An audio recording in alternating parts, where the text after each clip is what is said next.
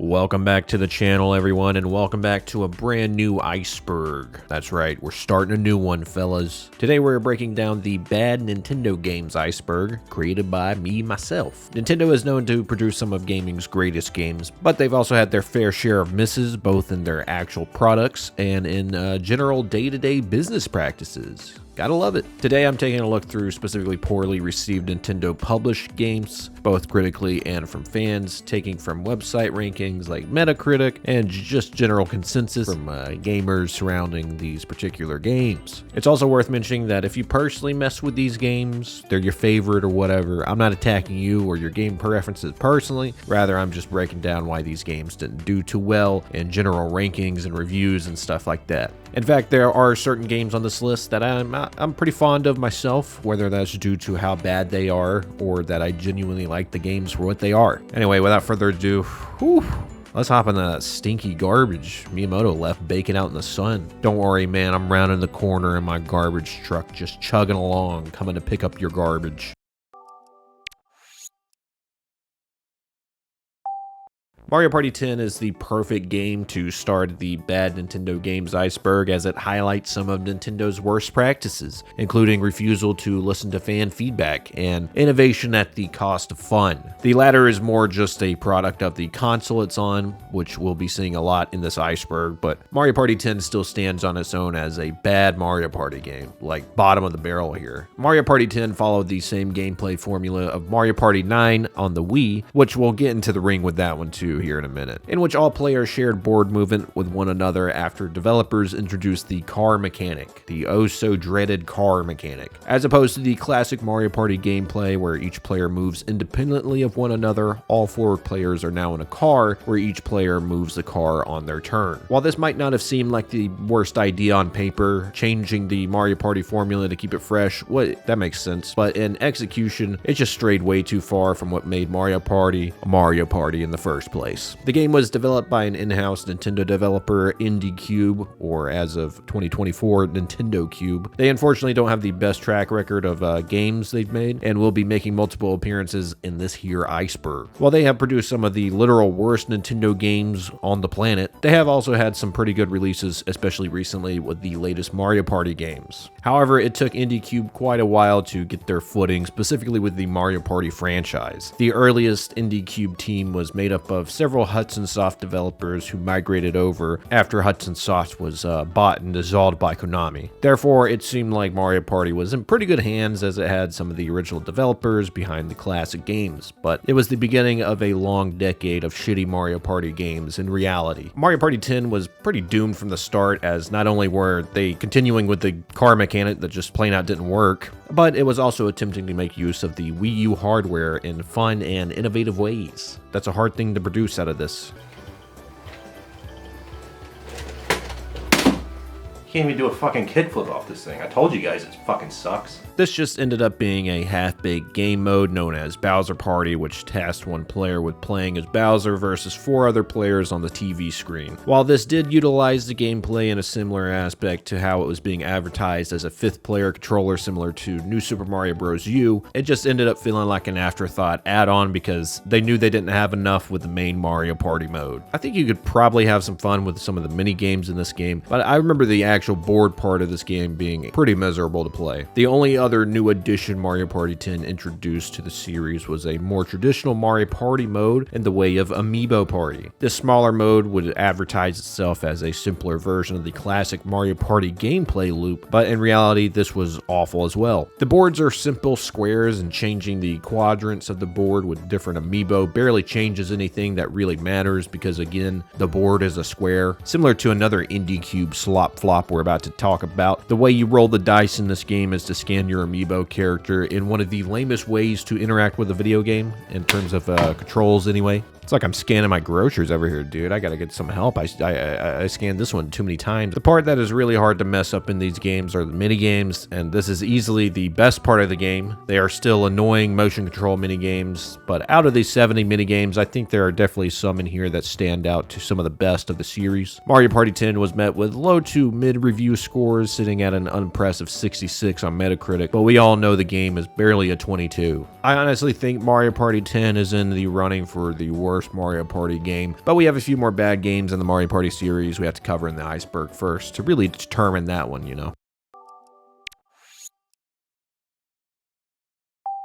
Animal Crossing Amiibo Festival isn't only the worst Animal Crossing game, but it's also the worst Indie Cube game, which is pretty impressive. There's a lot of dog ass up here. Amiibo Festival wasn't the first spin-off of the Animal Crossing series, but it was certainly the first bad one. It sees the Animal Crossing characters in a Mario Party setting, but if you took the best part of Mario Party out of it, the minigames. The main board mode doesn't feature any form of minigames, and it's just the players walking around the main board made up like your typical Animal Crossing town. There isn't even much to do to excuse the lack of minigames here, besides maybe playing the stalk market, but even that's not enough to carry this game, dude. Not only does it not innovate or introduce anything from the Animal Crossing or Mario Party series, it detracts from them both. The main party mode tasks players with collecting happy points and bells, with the bells acting as your coins, and I guess happy points acting as your stars, because whoever has the most happy points in the end wins. Certain spaces on the board will grant you happy points or take them away given whatever space you land on. Each of these spaces will also include its own little scenario that plays out that will explain why you gained or lost your happy points. While these are cute and definitely fit in the Animal Crossing world, it's the bare minimum they could have done for something like this. Beyond this, you can purchase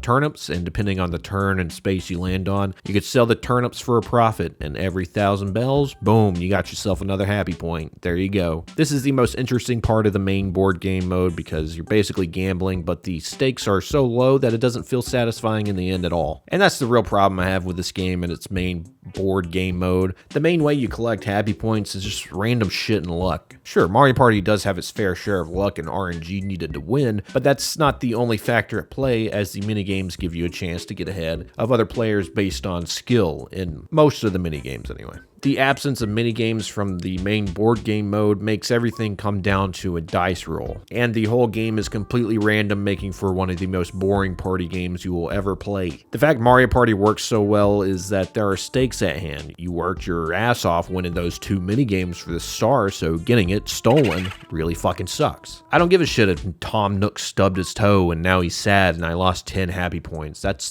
Dude, that sucks. Everything that makes the Mario Party formula work so well is absent here, from items to minigames, just sucking all the fun out of a party game with, honestly, some potential. What baffles me even more is the game does have minigames that are purchased with happy tickets earned from playing the main mode. I didn't know this game actually had minigames for the longest time because I couldn't do the bare minimum requirement of playing through 2 lousy matches of the main board game mode. The minigames are by far the best part of this package, but that's not saying much because many of the minigames are pretty basic. By far the best minigame and bang for your buck in this game is Island Survival, which has actual strategy and unique gameplay mechanics for a game like this. It blends your typical board game, video game controls with survival gameplay mechanics mixed in as well. 3 villagers are tasked with surviving on this island long enough to craft a boat to escape, and this involves moving to different spaces to collect materials like stone and wood. It is still pretty shallow in terms of depth, but this is by far the best minigame this game has to offer, and it brings the question why they wouldn't have just fleshed this mode out more and made it the main game mode, called it Animal Crossing Island Survival. Even the small stuff like the aside cutscenes works so much better in this mode because it adds further context to the different parts of the island that we couldn't see from the aerial view. Not only that, but these little scenes can actually be interacted with, making it feel purposeful to have these asides rather than them just feeling like padding. Even with this minigame being able to carry the rest, it's worth mentioning the other 7.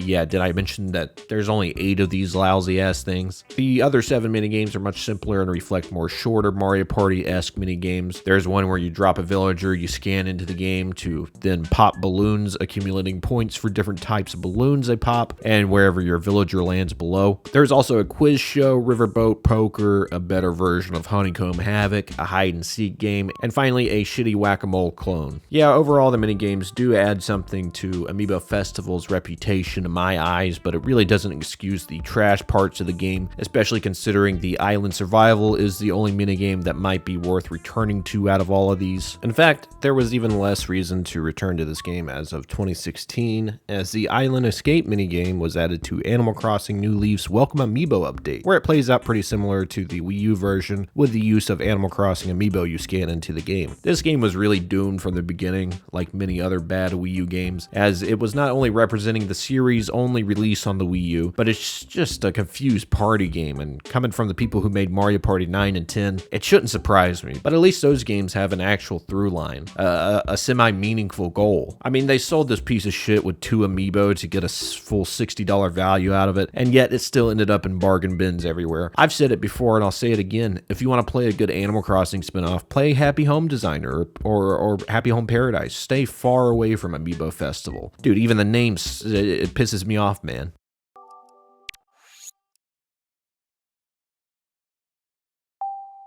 Is pathetic the word that comes to mind when people think of 1-2 Switch, or is it just me? That's a little harsh, alright? We'll talk about pathetic in a minute. But 1-2 Switch proves that Nintendo will always push the boundaries of what their fans will buy, much less endure as gameplay. 1-2 Switch was one of the launch titles for the Switch back in early 2017. It was developed by Nintendo themselves and was advertised as a tech demo minigame party compilation that showcases unique at the time tech in the Switch Joy-Cons. Minigames would utilize the HD rumble feature, like trying to decipher how many dice are in your Joy-Con, all the way to something like reenacting the ending of Red Dead Redemption 2 in your living room. Hey Granny, you're gonna play Micah. This game was mainly ripped apart due to its asking price of $50 instead of being a pack-in title like Nintendo has done for previous generations, like Nintendo Land and Wii Sports. Not only was it not free like those games, but it's also just way worse. The game is barely a game, as most of the time you're not even supposed to be looking at the screen, but at the other player playing. I don't even think an idea like this is a bad idea, but in the way it was executed here, it just doesn't work. It achieves the bare minimum of showcasing the Switch's tech and could have utilized a lot more of Nintendo's IP. I don't think every Nintendo game needs to have Nintendo characters in it, but the use of real people in the visual parts of the game is just corny, and it makes you feel like you're playing a shitty office party game instead of a fun Nintendo party game with friends. There isn't much of a game here, like you can find more content out of a modern WarioWare game, which is pretty sad. This should have been a pack-in title, man, and even then it might not have been worth the space it takes up on your Switch. Anything else in the place of 1-2 Switch would have worked better. A Nintendo Land 2, another Wii Sports, or nothing at all. I think we all would have been better as a society if we didn't have to witness that one dude going way too hard in the sandwich eating minigame. I mean, I guess it's not his fault, but anytime I think of the game, I think of that ridiculous ass scene in my head, and it just makes me really depressed.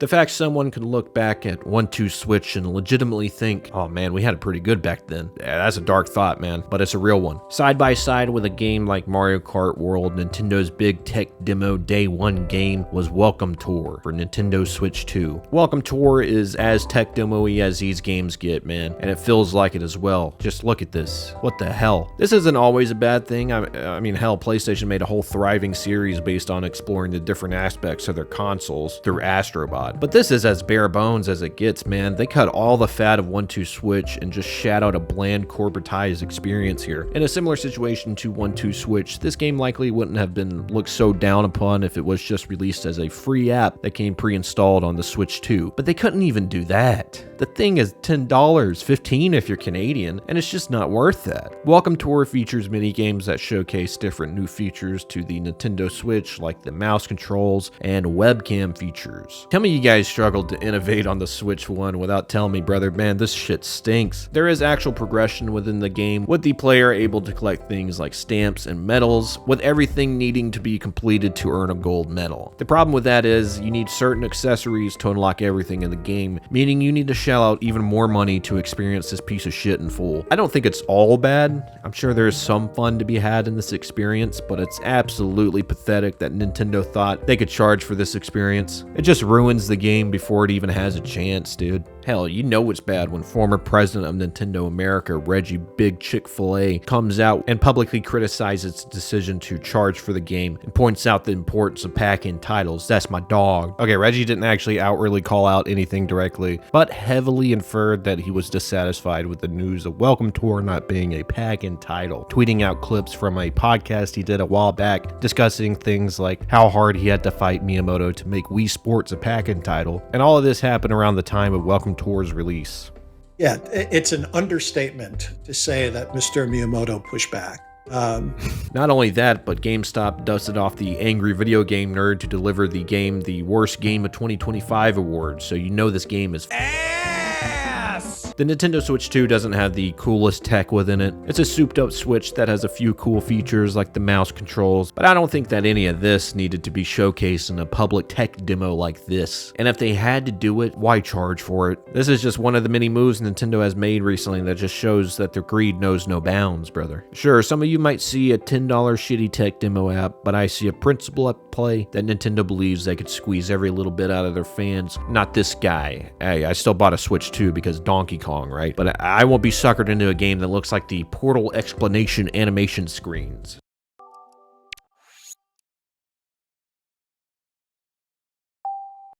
Mario Tennis Ultra Smash is the definition of don't play it too safe. I thought it couldn't get any more safe after they released Mario Tennis Open on 3DS, but Ultra Smash goes to prove just how boring a game of tennis is without all the bells and whistles of what makes the Mario versions of these sports games stand out. This game was developed by Camelot, the same developer that has always developed these series before and still currently. So what exactly is the problem with this game versus the other games? It's tennis at the end of the day. How hard is it? In an effort for simplicity in hopes that anyone can pick up the game and enjoy it, it sacrificed too much of what made the series actually stand out against real tennis and other tennis simulator games. Although it doesn't look like it, Ultra Smash actually had some innovations this time around, like introducing the jump shot and mega battle, with the latter being the selling point of the game, as you can now play Mario Tennis, but you're big.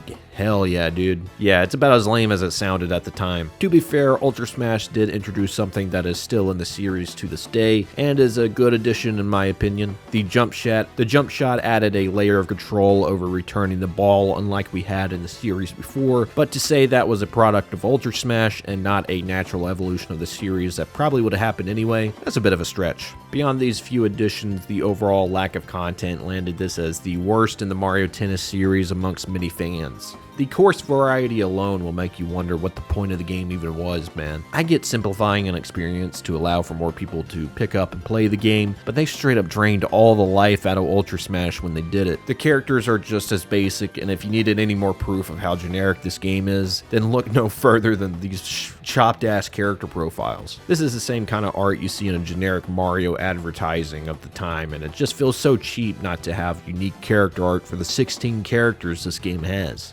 Ultra Smash suffers in simplicity and being too generic, and it seems like the game was rushed to meet an otherwise uneventful holiday release for Nintendo in 2015. Although, if you're betting on a Mario Tennis game to save your holiday lineup, you might want to go ahead and hang it up there, buddy. And hang it up they did, man. Or they more just threw the jacket on the ground and stomped on it, just to curve out their 2015 year, one of the worst in Nintendo history.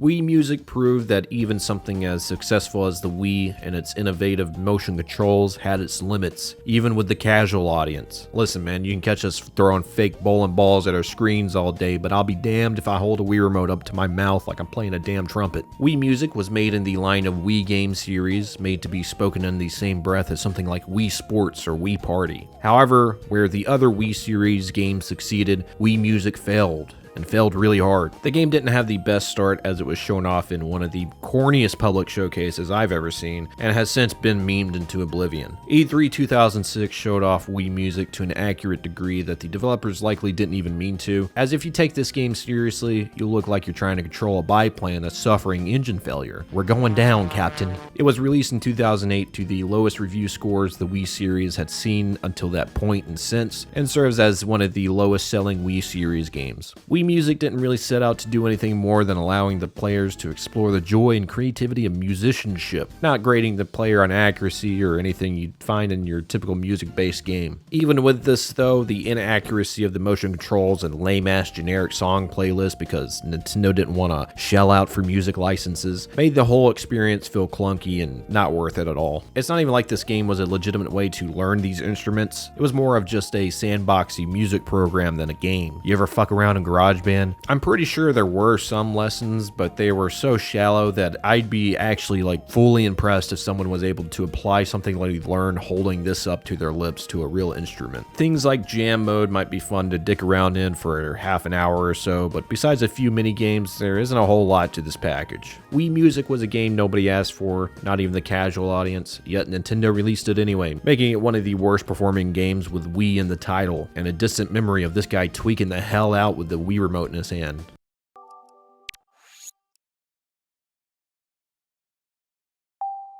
The Legend of Zelda 2: Adventures of Link was regarded for many years by fans as the black sheep of the Zelda series, but I can think of more than a few shitty Zelda games before Zelda 2 comes to mind. I think as the years pass, fans have looked back in hindsight to realize that Adventures of Link was more misunderstood than an actual bad game. Shigeru Miyamoto wanted to give players a different, unique experience for the second game in the series and drastically change how the game plays while maintaining the same feeling of adventure and charm as the OG. Instead of a constant bird's eye view, it is now dynamic with certain overworld sections being in this overhead view, but the majority of the game takes place as a side-scroller platforming action game. This is a form that is largely foreign to the Zelda series, even still to this day, aside from some of those underground sections you sometimes run into in Zelda games. This departure from what worked the first time around didn't land well with fans, and on top of that, the game is hard as shit. I don't think it's fully unfair or anything, except for the final boss, at least without the known cheese, but the game does ask a lot to learn its awkward platforming and combat. The difficulty curve is also something I've seen complained about a lot, especially around the Death Mountain stage, as not only are the enemies tough as nails, but you can get turned around easily here if you don't know where you're going. The game is more akin to the classic RPG formula, in which you need to grind XP to level up and get stronger. This is important to keep up with in Zelda 2, as the difficulty curve comes up quick, so quick in fact that it may even require tedious farming, which is another aspect of Zelda 2 that didn't sit well with fans, especially since this wasn't an aspect in the original game, and many saw this as like unnecessary padding, rather than the Zelda series trying to align itself with a more traditional RPG game. I think the total 180 this game took from the original game, combined with the harsh difficulty, left a bad taste in many fans' mouths that I think could be rinsed out by going back to it with hindsight. I still think the game is hella frustrating, but was definitely misunderstood for a while there. Again, I think the game has since gotten its praise, but you kinda can't talk about bad Nintendo games without at least mentioning this game's wobbly legacy.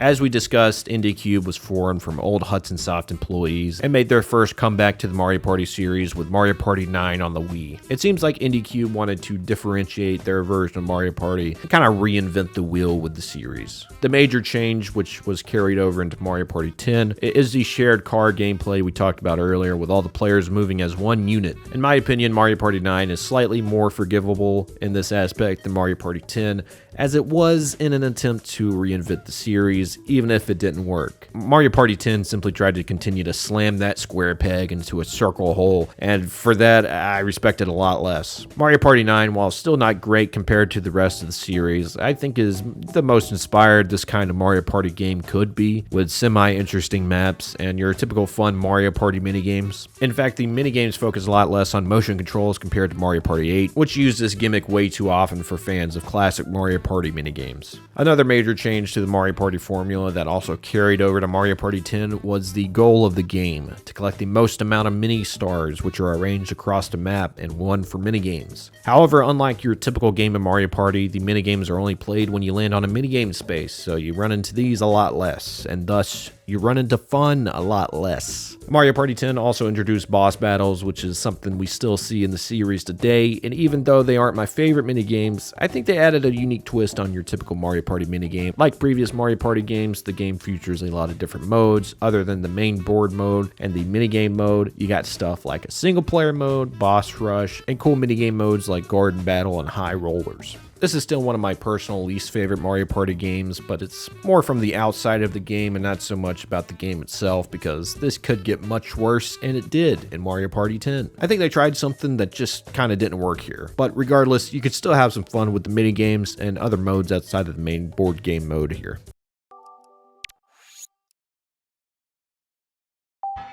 Donkey Kong had a few shaky years there after Rareware was bought out by Microsoft, and the series was back in Nintendo's hands fully to lay dormant for years. Lay down, my sweet prince. Take a nap. Not all of these games were bad or anything. It was just clear that Donkey Kong was in a weird period that Nintendo didn't know what to do with him, really. They were treating Donkey Kong like they did with Kirby and his spin-offs, where they just try just about every genre with the big dumb ape. This would also cover the kart racing genre, where Nintendo tried to innovate on the Mario Kart formula and attempted to make it even more interactive with the release of Donkey Kong Barrel Blast on the Nintendo Wii. Barrel Blast was developed by Payon and was originally supposed to release on the Nintendo GameCube, making use of the bongo drum peripheral that was popularized by games like Donkey Konga and Jungle Beat. The game would have seen players accelerating their character by beating on the bongos, but this was ultimately changed to motion controls on the Wii, where players would shake their Wii remote and nunchuck to gain some speed there. I'm not 100% sure the original bongo idea would have been all that great as well, but the evolution to using the Wii's motion control really made it clear how bad an idea this game was. This was the Wii game that followed the common joke towards Wii players that they just frantically wave their controller around and do good in their games. And well, yeah, that's the basics of Barrel Blast. Not only were the lame controls lambasted, but the whole game is really unimaginative and boring for what should have been a slam dunk kart racer. The courses are bland, the visuals are flat, and the amount of content in the game is pretty lame, lacking even an online mode. Mario Kart Wii had an online mode. Come on. The only good thing in the game I found was the roster, because whoever made this has some ball knowledge on Donkey Kong, dude. I don't know what Nintendo's affinity is against using classic Donkey Kong characters nowadays, but this game respected the games that came before it, adding in characters like Tiny Kong, Lanky Kong, and even some obscure Kremlings from the Donkey Kong Country series. They even added in their own original crocodile enemies to play as, which keep up the filling and consistency of the original characters in the Donkey Kong series up to that point. A roster will never save a game from being bad. That is usually held on the shoulders of the gameplay, but if I had to overlook some of the negativity in the game, this roster helps a whole hell of a lot. There really is no reason to play this game unless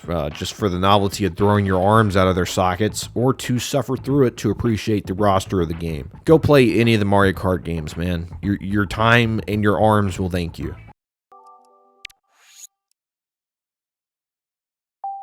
The Paper Mario series is another Nintendo series that has had some really high highs and some pretty low lows. This started for some fans around the time of Super Paper Mario, but I actually appreciate that game for its differences from the previous entries. These three games stood as individual unique experiences, but also worked as a really solid trilogy. And that was until the fourth Paper Mario release, known as Paper Mario Sticker Star. Boo! Paper Mario Sticker Star is not only known for its tacky battle system through the way of collectible stickers, but also having all the unique qualities of these older games sucked out of them on one man's order, and we all know him well, Shigeru Miyamoto. Yeah, for some reason around this time, Miyamoto wanted the Paper Mario series to only feature core Mario characters, not allowing for creative new characters that often make these games stand out. In the place of all of these unique characters, we now have Toads. A bunch of Toads. This probably wouldn't be such a big issue if it were the only problem, but the game is also a huge departure from the more standard RPG elements that were present in previous titles. Instead, developers opted for this strange sticker system where players would attack in battles with different types of stickers they pick up along the way. While this doesn't sound all that bad, the complete desertion of stats, partners, and honestly all unique life all make for a very bland Paper Mario experience. Sticker Star actually got pretty good reviews when it first came out, but looking back in hindsight, many fans see Sticker Star as the beginning of a dark era for the Paper Mario series. This isn't entirely untrue because Miyamoto's sentiment of not including original characters lasted for the next few entries in Color Splash and Origami King. The new trilogy of Paper Mario definitely isn't as good as the original in my opinion, but I think there are still some redeemable parts of these games. For example, the writing I remember cracking me up a few times. Even in Sticker Star, I gotta give it a couple credits here. For many Paper Mario fans, this is easily the worst, but I've seen people dislike Color Splash more, and honestly, I don't see enough hate for Origami King because fuck that combat system, man. I'm sorry. I'll be the first to say this sucks, but damn, this isn't much better, dude. The recent Thousand Year Door remake hopefully proves to Nintendo that fans want that originality that is within the Paper Mario series DNA, and the strange restricted Paper Mario world Miyamoto pictures, it just doesn't work for a series like this, man.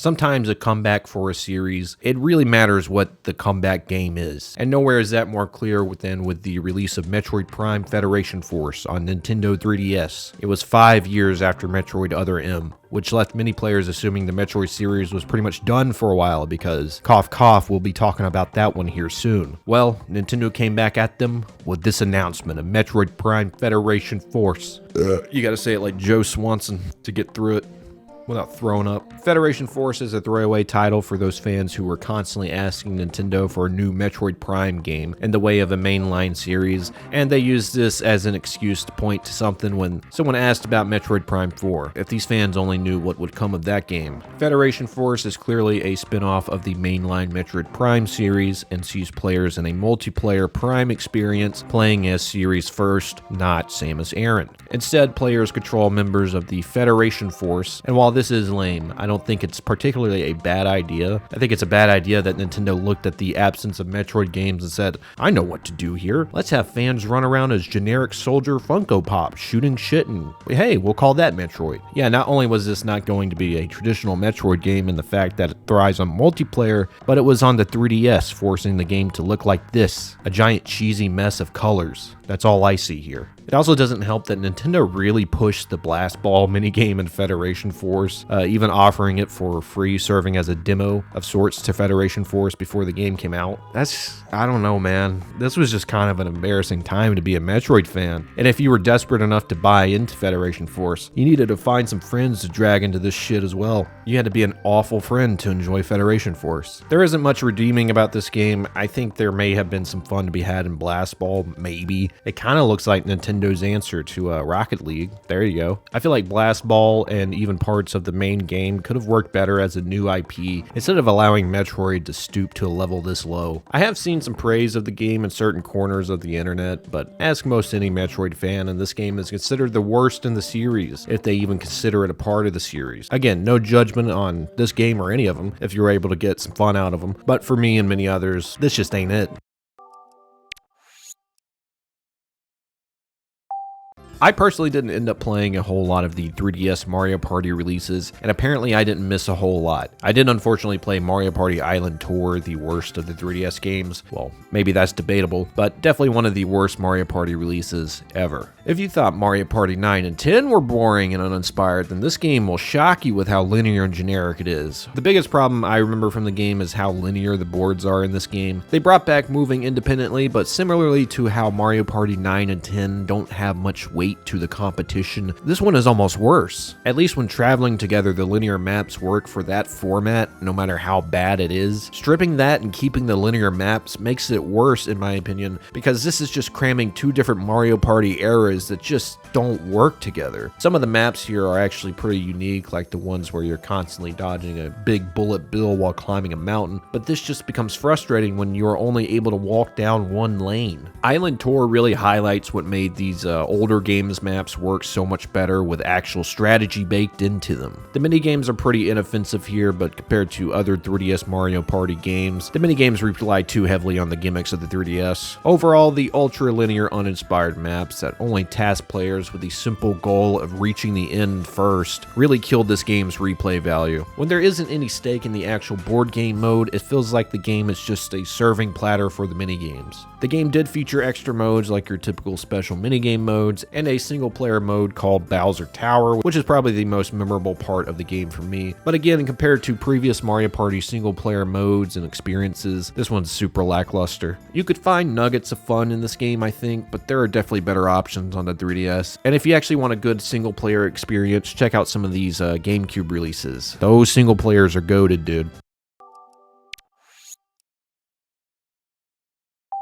Devil's Third is a pretty unique case in this Iceberg list, as it's one of the few games that Nintendo actually saved and published, as we almost lost this gem of a game not once, not twice, but almost 3 times. I guess that's why they call it Devil's Third. Let's break down what exactly happened to this game's development cycle that made it one of the worst games that was released in 2015. Devil's Third presumably started development in 2008 as it was Valhalla Game Studios' first project, and they opened their doors in 2008. The team was made up of Tecmo veterans including Tomonobu Itagaki, who passed away last year, making this the last game he directed. With that grim note, let's rip apart the last thing this man did in his life. Devil's Third was originally picked up by Microsoft to be published by Microsoft Game Studios and released exclusively on the Xbox 360. However, this partnership fell through and Microsoft dropped publishing. Man, hindsight is a pretty crazy thing, is it not? After this, the team went to THQ to publish the game, where they promised the game would be multi-platform, releasing not only the PS3 and 360, but the PC as well. THQ went bankrupt in 2013, and thus they gave up the right to publish Devil's Third, and for the second time, it was kicked out onto the street into the cold rain. Not giving up, developers then partnered with a South Korean publishing company known as Dubik, where they promised even more than THQ, where they stated they wanted to get the game running on mobile devices as well. Similarly to THQ, Dubik would go out of business and Valhalla had nowhere left to turn. When you have nowhere left to turn,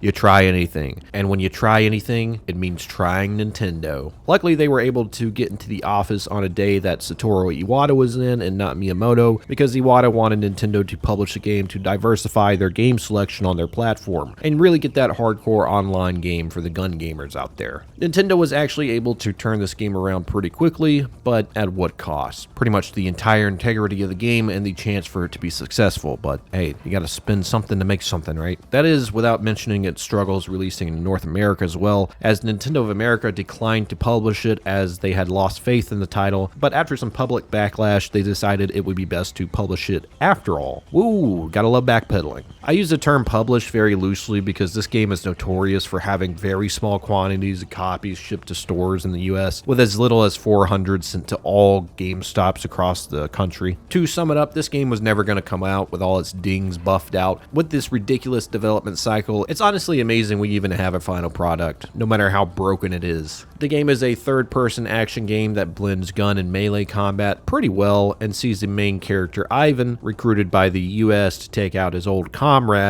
in a shittier version of Red Dead Redemption storyline. I implore you to go back to Russia. With a pretty generic redemption story and a lackluster gameplay loop, there isn't a lot that redeems Devil's Third, if you will. I think the combat is pretty satisfying, but this gets old pretty quick. It also doesn't help that the game ran really poor on Wii U with random stuttering and frame drops around every corner. Luckily, the story doesn't last all that long, leaving the online multiplayer as the only thing to save this game. Luckily, the online mode was actually pretty good in this game, and way ahead of its time in modes like the Siege mode that saw all-out warfare where players could join clans and overtake territories from other clans. Similar gameplay loops would become popularized by other online games in the future, possibly proving that Devil's Third was not only doomed due to the disastrous development process, but also due to the time in which it was released. Devil's Third, at least in modes like Siege, innovated on a popular genre at the time, online shooters. It makes me think if the game had a second chance, it would have done pretty well, especially in today's gaming environment where online games are constantly trying to innovate off of each other, and we get cool ideas like what Devil's Third tried to do, but they actually worked. The game did get a second breath of sorts when the multiplayer was released as a free-to-play game on PC, but even this wasn't enough to save this game's reputation.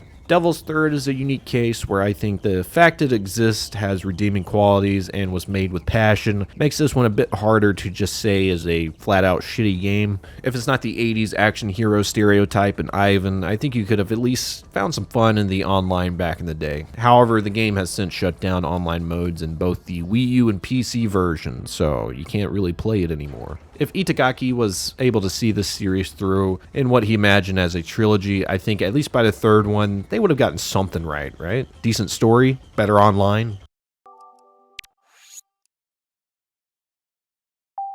Oh boy, it's already time to talk about this heap of garbage, yay. I really don't think anyone would have thought this would be one of the worst Mario Party games in the series just based on the title and concept of the game. A minigame compilation doesn't sound like it would be all that bad, but I still don't think anyone thought this is all the game would be. Mario Party Top 100 features 100 of Mario Party's best classic minigames from previous entries, all playable in one package. Doesn't sound half bad, right? Well, the sad excuse for a board game mode being this piece of shit really soured the entire experience. There is no reason they couldn't have pulled a Mario Party Superstars and threw in even 2 old boards for players to play on. However, the game solely focuses on the minigame compilation aspect of the game, and this ultimately killed it for critics and players alike. A minigame compilation needs to have the best of the best, and while they do have some of the best from each entry in the series, there are some I wish Nintendo would just fucking forget about. Stuff like Honeycomb Havoc and Flash Forward are some of my least favorite Mario Party minigames, and they just keep showing up. There are also minigames like Tug of War that don't really translate well to the 3DS control scheme, but to be fair, Tug of War doesn't ever really work on any hardware it's on.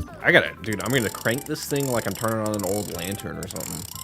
And like Fallout. But yeah, sure, let's bring that back and have players flick the circle pad like you're playing Minecraft with a touchpad laptop. The top 100 has a severe lack of content that absolutely kills any replayability in this game, especially with a better minigame and general Mario Party compilation and Mario Party Superstars on Switch. The only redeeming factor of the game is the presentation of the game, as the graphics and unique character icons are pleasant to look at, but that can't save a game that could have been so much more. I think Jesse Linux summed it up perfectly in their review for Digital Trends, stating, "Minigames alone can't make a great Mario Party, and Mario Party the top 100 is proof of that. You need to have a core board game mode, and it needs to be good." We've seen too many examples at this point of Mario Party missing 2 core features it needs: good boards and good minigames. One can't exist without the other. It's truly the Batman and Joker dichotomy of video games, brother.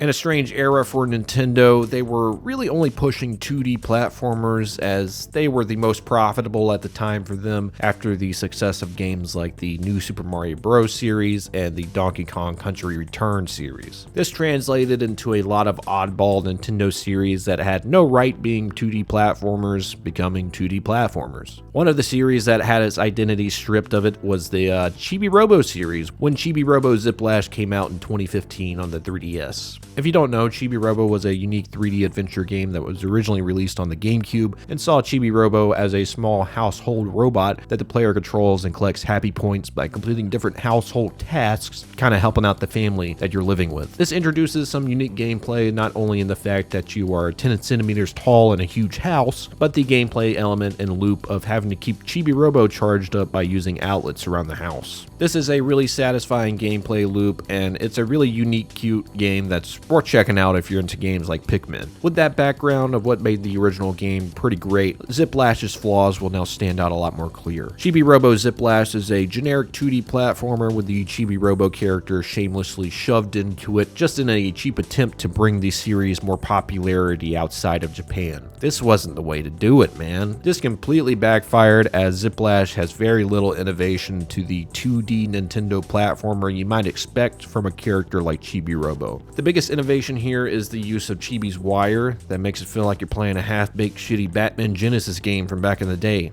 You can charge your cord to go further by collecting blue orbs known as boost balls. And oh, but look here, you can collect candy and food and stuff, so it's like the classic Chibi-Robo games. Just so you remember, it's a Chibi-Robo game. This game is so dysfunctional, constantly introducing gameplay mechanics just for the sake of them being there and rarely using them again, and the whole package feels like a big nothing. Big nothing happened here, guys. The game even came with an Amiibo in hopes that the rampant Amiibo fans would just buy the game for the Amiibo, and boom, you got better sales on Chibi-Robo. Let's go. I think it's safe to say anyone who knows anything about this game, it's from Scott the Waz's coverage of the game. If you don't know what I'm talking about, here's a perfect clip to sum all that up. This game blows!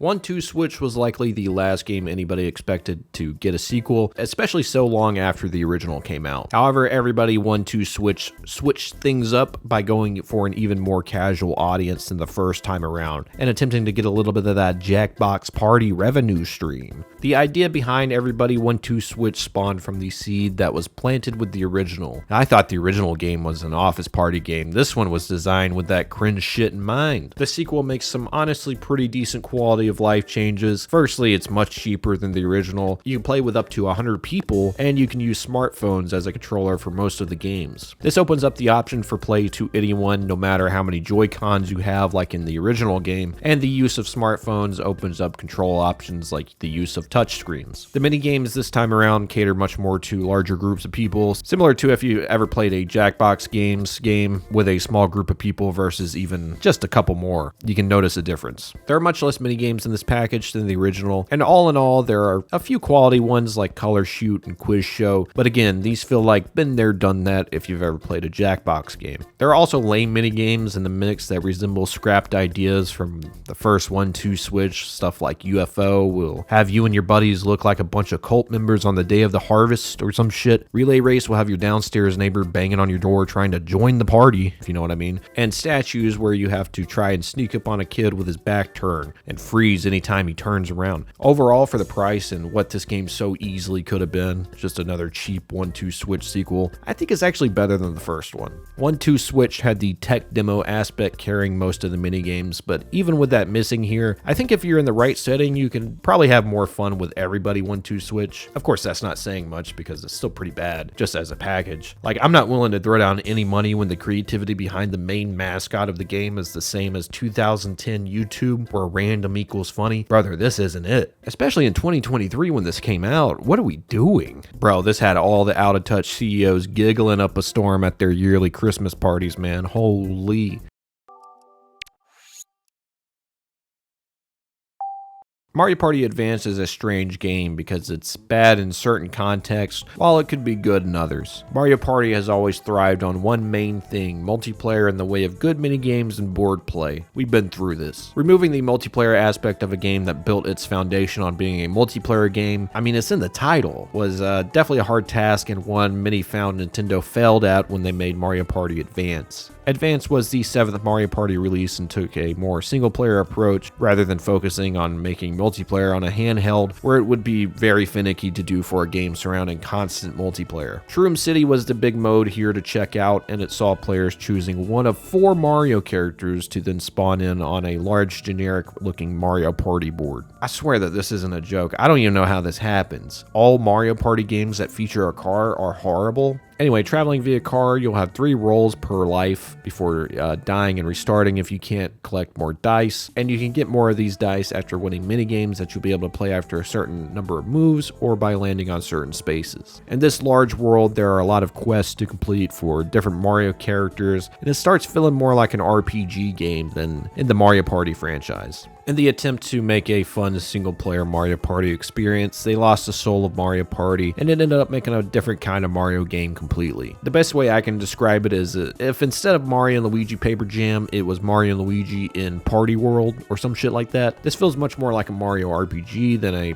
Mario Party game, and a pretty shallow one at that. Instead of leaning fully into making this anything but a Mario Party game like it seems they wanted to do, they attempted to keep too much of Mario Party's base DNA in the game, and that just doesn't work with what they wanted to do with the single player mode here. The minigames on top of that are pretty generic and can be pretty ruthless at times, especially when you are dependent on them to move in a mode like Shroom City. The few times I've seen people talk about this game, it's usually negative, but I've since seen more people defend the game for not being a Mario Party game, but for being a unique Mario experience. I think it's fair to see it either way, as if you hate it, it's because you hate it as a Mario Party game, which is totally fair. This isn't Mario Party. But if you can ignore the title of the game and pretend like this is a random Mario game on Game Boy Advance, some hidden gem, I think it has enough charm to maybe see it through. At the end of the day, though, it doesn't really satisfy either side of the coin, the RPG side or the Mario Party side. As for me, even if I remove the idea of it being a Mario Party game, the overall package still seems a bit substanceless in terms of the minigames, and I don't know if the Shroom City mode could really hold my attention for long, to be honest. I do like to see the use of lower key Nintendo characters like EGAD and the Dice Toad from Mario Party 3. You don't see stuff like this ever, so again, it might just have enough charm to be redeemable for some people out there.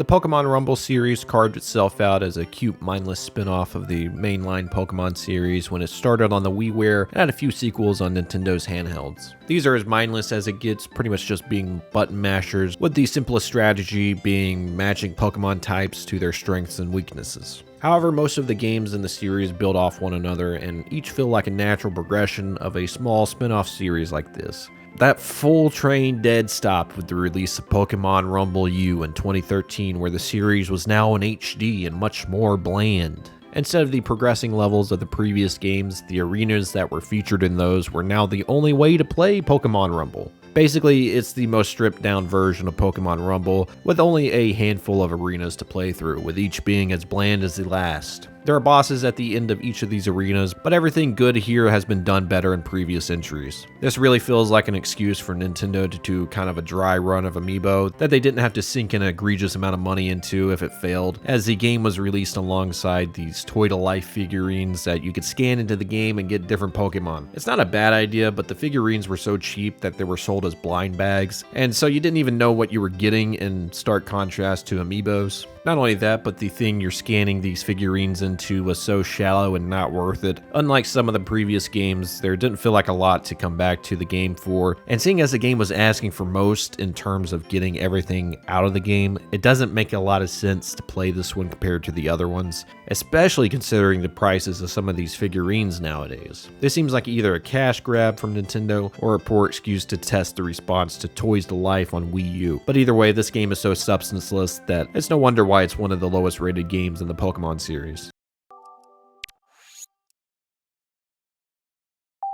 Starfox was a pretty dormant Nintendo series before the latest was teased at E3 2015, where it began to build hype around a brand new Starfox game. This, of course, ended up being Starfox Zero on the Wii U, which was a reimagining of Starfox 64 with updated graphics and a updated control scheme utilizing the Wii U gamepad. The game is a mix of the classic on-rail shooter style that is familiar to the series, along with these unlocked flying segments where you get to fly around freely in 3D open spaces. But even with this, the game still comes up short, only providing a 4 to 5 hour story. The game is so short, in fact, that Nintendo even knew people wouldn't buy this at a full retail price and added this spin-off game known as Starfox Guard, which is basically a glorified tech demo. Even with this extra game, this extra physical game you got, Starfox Zero still comes up short, and the content in the main game is very flawed. Not only is the story not original at all, as it's basically a retelling of the original with a few changes here and there, but basically been there and done that twice before if you played the 3DS remake of Starfox 64. The controls are also super awkward and make it one of the worst ways to experience this story. I've seen fans of the game say that after several hours longer than the game's story is, you start to get used to the controls, and man, there's just no incentive for me to do that personally. That's like saying a show gets good on the 3rd season, but on the 2nd viewing, I'm good on that, brother. Not everything here is awful, as there are some cool ideas explored, like the R-Wing's ability to transform, giving more diverse gameplay, but it doesn't pay off due to the awkward controls with the gamepad. Fundamentally, Starfox Zero was pretty much doomed by the hardware it was on. The overcompensation to include the gamepad in a game finally, after several years of having no use for this thing, really killed this game's chances of doing well. Also, the fact that this was a short on-rail shooter experience in the year 2015, which, I don't think this is a bad genre or anything, but for a AAA Nintendo game, they should have done more than just include this very short 4 to 5 hour experience that many fans have already experienced in the past. And trust me, these corny-ass drone missions, they're not saving it. The inclusion of Starfox Guard makes it obvious that Nintendo didn't believe in the value of Starfox Zero as a standalone game and tried to sweeten that package a little bit. According to recent leaks, it seems like we'll be getting some Starfox news soon for Switch 2, and I'm honestly happy that Starfox wasn't killed by this game here, and they get another chance to learn from their mistakes. I honestly think a hybrid of the on-rail sections with good controls and maybe a souped-up version of Star Fox Adventures to better match modern 3D adventure games would be really cool to see. But for now, the Star Fox series took a hard pothole with Zero here. Just a game that doesn't have a lot going for it, especially as the Wii U becomes more and more ancient as years pass. Hey, I'd still rather play this than Starlink at least, right?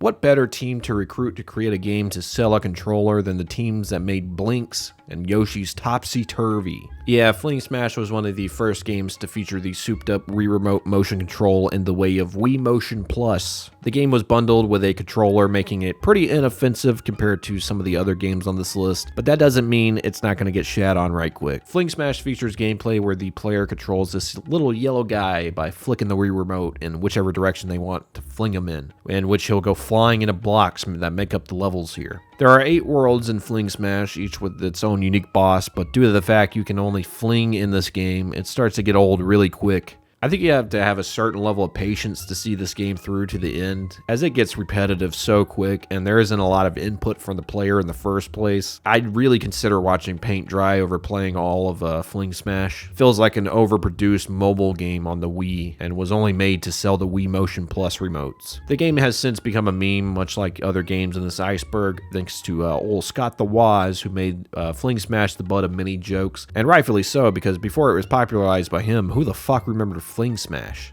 Much like Animal Crossing Amiibo Festival or Starfox Zero, if Nintendo seems like they're giving you a deal, they're covering up some sneaky shit with a coat of shine. I don't even think quantity over quality would explain what the hell happened to this game, only because that's the biggest understatement ever. Mario Sports Superstars was co-developed by Bandai Namco and Camelot and featured 5 different sports in one single package. Each sport wasn't a small minigame, but rather the sport in its full playable form you'd expect from one of the typical releases of a specific sport. Each sport has elements from previous Mario Sports entries, but if you're expecting to see a bunch of unique courses and fields and characters in the different games, keep looking, buddy. Each sport does have its own unique courses, but they barely change individuals from one another and lose any of the charm of your typical Mario renditions of these sports. Instead of pretending these sports exist in the Mario universe like they usually do, this game pretends the Mario characters are playing in the real version of these sports in real life. A big thing that made the previous Mario Sports games is the charm that comes from the reinvention of these sports in the Mario universe. Mario Sports Superstars is much more of a sports simulator than the other games in the Mario Sports series. To be fair, a lot of elements from previous games like Mario Golf World Tour and Mario Tennis Ultra Smash made their way into those respective sports, but this just proves that even with the gameplay that isn't half bad, the unique life these games have need to be there as well. The sport selection isn't half bad, but what the hell is horse racing as the 5th sport? It would have been better just to ship 4 sports and spend more time developing those to be better. There was also a strange push of these exclusive Amiibo cards that were so obviously a second thought, as they were pretty poorly implemented. The Amiibo functionality in this game works pretty similarly to Smash Brothers, where you can train your particular Amiibo in a mode known as Road to Superstar. You train the Amiibo by playing this souped up version of like Brick Breaker, and completing this will then turn your Amiibo into a superstar version of that specific character. This ends up being pretty lame, unlike in Smash Brothers, because the base game sucks so bad that there isn't much reason in stacking up on these superstar characters. Like, dude, nobody in the history of Earth has ever flexed their superstar Amiibo characters from Mario Sports Superstars on 3DS. I would put my life savings on that. Not only that, but these cards only work with this specific game, unlike other Amiibo products that can work with other Nintendo games. Everything about this project is Nintendo's starting to slowly suffocate the 3DS with shitty projects, slowly convincing everyone to move on to the Nintendo Switch. A lot of Nintendo's worst came from the late life 3DS era, and man, that console went out like a wet fart with stuff like this ending the console's relevant life.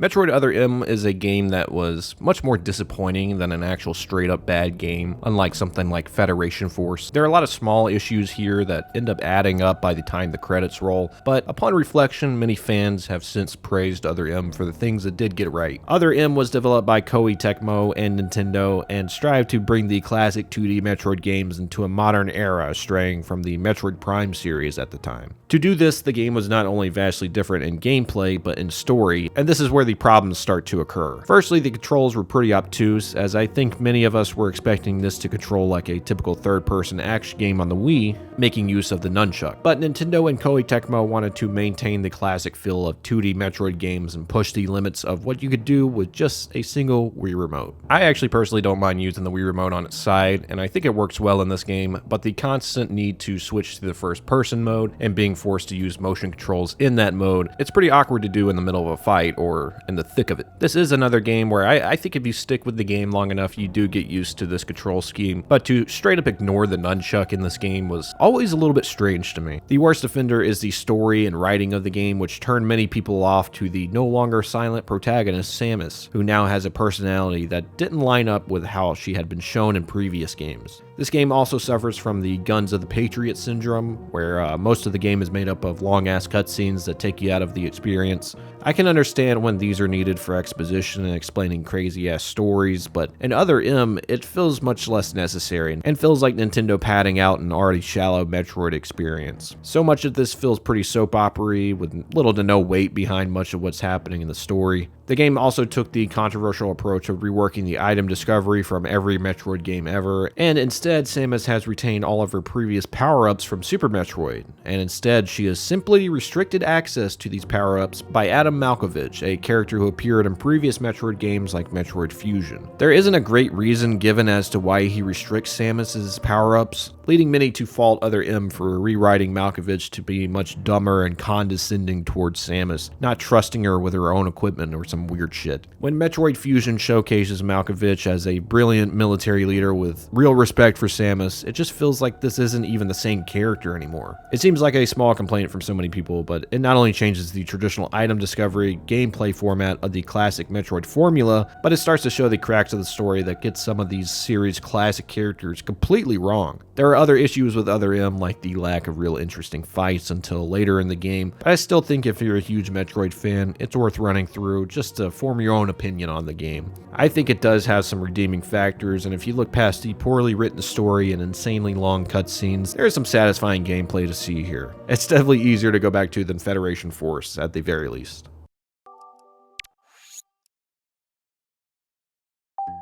Similar to the IV drip 3DS games that were coming out on its deathbed, Super Mario Maker got a really watered down port on the 3DS. For sure, this isn't the worst idea out of all the Wii U to 3DS ports, but the decisions made here just shows how little Nintendo actually cared about this title on the 3DS. They only wanted to get their money's worth out of this development time of Mario Maker by selling it on a much more successful console, the 3DS. With this in mind, it was in Nintendo's interest to do as little as possible to change the 3DS version, as it gets as bad as getting a version of New Super Mario Bros. U on a 3DS instead of them using assets from a New Super Mario Bros. Game already on 3DS. Not only do we have strange development decisions like that, but the main online create and share aspect of the game was missing from the 3DS version. Instead, you can download recommended Wii U levels without the ability to search for specific levels, but it's still better than nothing, I guess. You could also share levels locally via Street Pass, which was pretty lame at the time, but today it's actually pretty nice as Street Pass relies on local connection, so it's actually still up. Meanwhile, the Wii U servers have since been shut down. So as of a couple years ago, the 3DS version is actually worth more in terms of content than the Wii U version. This version is also missing key features from the Wii U version, like all of the Amiibo costumes, which really gave the Wii U version some unique flavor and made those original Mario levels so much more palatable. With all of that said, Super Mario 3DS still has some redeeming factors to it. For one, the level creator is pretty slick in this version, even compared to the Wii U version. Without a doubt, the worst is Super Mario Maker 2 on Nintendo Switch in terms of level creation, but 3DS gives the Wii U a run for its money in terms of actually making the levels. Nintendo decided to include 100 unique single-player levels to kind of sweeten the deal for excluding the ability to share levels online. Those levels also included some collectibles like medals, so overall the single-player experience in Mario Maker 3DS wasn't exactly lacking. I think the lazy porting of a pretty diverse Wii U game into a 3DS game and the lack of online really killed this game's chances of being anything more than a Hail Mary port to squeeze as much money out of this title as possible.